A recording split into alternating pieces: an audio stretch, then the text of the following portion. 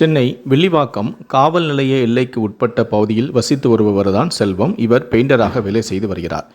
இவருடைய மனைவியும் செல்வமும் மது போதைக்கு அடிமையானவர்கள் என கூறப்படுகிறது. இவர்களுக்கு 3 பிள்ளைகளும் உள்ளனர். 11 வயதான மூத்த மகள் 6ஆம் வகுப்பு செல்ல உள்ளார். இவள் நேற்று திடீரென திருவேற்காடு பகுதியில் வசிக்கும் தனது சித்தி வீட்டுக்கு சென்று வயிறு வலிப்பதாகவும் பெரியப்பா மகன் தன்னிடம் தவறாக நடந்து கொண்டதாக கூறி அழுதுள்ளார்.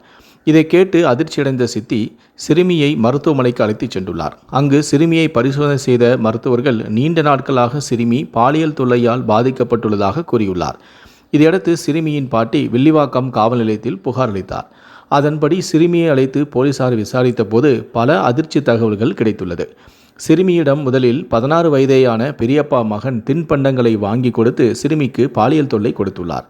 இதனை பார்த்த எதிர் வீட்டில் வசிக்கும் மற்றொரு 16 வயது சிறுவனும் அந்த சிறுமியை மிரட்டி பாலியல் தொந்தரவு கொடுத்துள்ளார்.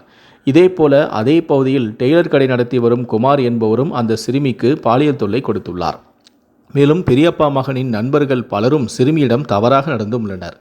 கடந்த 6 மாதங்களாக வேதனைகளை அனுபவித்து வந்த சிறுமி தனது பெற்றோரிடம் தெரிவிக்க முயன்றபோது அவர்கள் மது போதையில் கண்டுகொள்ளவே இல்லையாம். நேற்றும் சிறுமியிடம் தவறாக நடந்ததால் வலி தாங்க முடியாமல் தனது சித்தியை சந்தித்து தனக்கு நடந்த கொடுமையை வேதனையுடன் கூறி அழுதிருக்கிறார் அந்த சிறுமி. இவ்வாறு போலீசாரின் விசாரணையில் தெரியவந்துள்ளது. இதையடுத்து சிறுமிக்கு மருத்துவ பரிசோதனை செய்யவும் சிகிச்சை அளிக்கவும் போலீசார்கள் முடிவு செய்துள்ளனர்.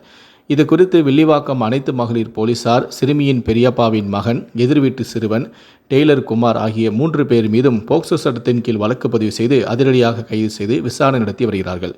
மேலும் சிறுமிக்கு யாரெல்லாம் பாலியல் தொல்லை கொடுத்துள்ளனர் என்பது குறித்தும் போலீசார் தீவிரமான விசாரணை நடத்தி வருகிறார்கள்.